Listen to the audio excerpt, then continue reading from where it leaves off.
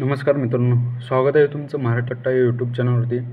मित्रांनो, आपण घर बसल्या आपला आधार लिंक बँकेला आधार लिंक कसं करू शकतो तेही मोबाईलद्वारे, तर ते आज आपण बघणार आहे. तर त्याच्यासाठी तुम्हाला गुगल ब्राउझर ओपन करायचं आहे.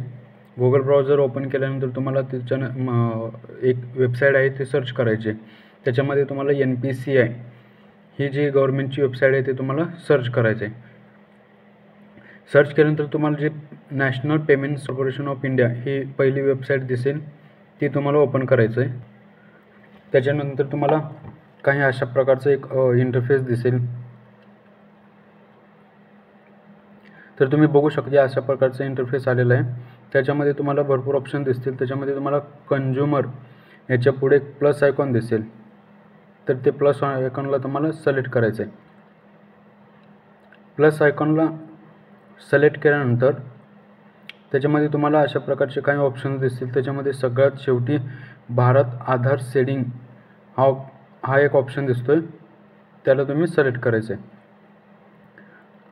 या ऑप्शनला सिलेक्ट केल्यानंतर तुम्हाला काही अशा प्रकारचा एक इंटरफेस दिसेल, ज्यामध्ये तुम्हाला एक नंबरलाच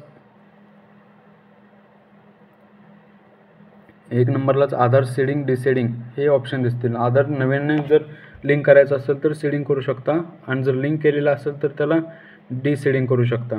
तर अशा प्रकारे एक नंबरचं ऑप्शन तुम्हाला सिलेक्ट करायचं आहे, आधार सीडिंग आणि डिसीडिंग. याच्यामध्ये तुम्ही बरेचसे कामं करू शकता आपल्या अकाउंटचे. तर अशा प्रकारे तुम्हाला तुमचा आधार कार्ड नंबर इथं टाकायचा आहे.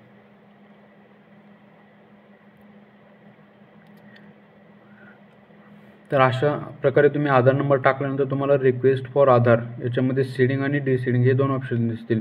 तर आपल्याला आधार लिंक करायचं आहे, त्यामुळे आपण पहिला ऑप्शन सिलेक्ट करणार आहे.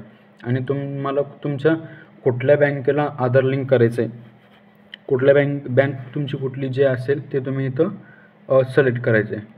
त्याच्यामध्ये माझी महाराष्ट्र ग्रामीण बँक आहे, तर मी महाराष्ट्र ग्रामीण बँक सिलेक्ट करतो. तर अशा प्रकारे तुम्ही बघू शकता की महाराष्ट्र ग्रामीण बँक हा ऑप्शन आलेला आहे आणि मी ते सिलेक्ट केलेलं आहे. तर तुम्ही खाली बघू शकता की सीडिंग टाईप, त्याच्यामध्ये फ्रेश सीडिंग किंवा moment same bank with another account, एकाच बँकेत दोन अकाउंट असतील ते त्याही अकाउंटला तुम्ही आधार लिंक करू शकता, किंवा तुम्हाला अकाउंट ट्रान्सफर करायचं आहे तेही तुम्ही याच्यामधून करू शकता. तर आपल्याला सीडिंग करायचं आहे. सीडिंग टाईपमध्ये फ्रेश सीडिंग हे ऑप्शन तुम्हाला सिलेक्ट करायचं आहे. फ्रेश सीडिंग ऑप्शन सिलेक्ट केल्यानंतर तुम्हाला तुमचा अकाउंट नंबर जो आहे, तुमच्या बँकेचा अकाउंट नंबर जो आहे ते तुम्हाला इथे व्यवस्थित टाकायचं आहे. तर अशा प्रकारे अकाउंट नंबर टाकल्यानंतर कन्फर्म अकाउंट नंबर, रिपीट तुम्हाला आणखी एकदा तुमचा अकाउंट नंबर टाकायचा आहे. अकाउंट नंबर टाकल्यानंतर खालती जरा स्क्रोल केल्यानंतर तुम्हाला एक टिकमार्कचं बॉक्स दिसेल, त्या बॉक्सला टिकमार्क करून कॅप्चा कोड टाकायचा आहे. कॅप्चा कोड टाकल्यानंतर सबमिट या बटनावरती क्लिक करायचं आहे. सबमिट केल्यानंतर तुम्हाला ॲग्री अँड कंटिन्यू या बटनावरती सिलेक्ट करायचं आहे.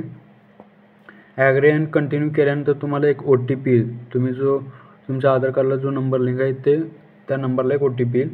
OTP टाकल्यानंतर तुम्हाला कन्फर्म करायचं आहे.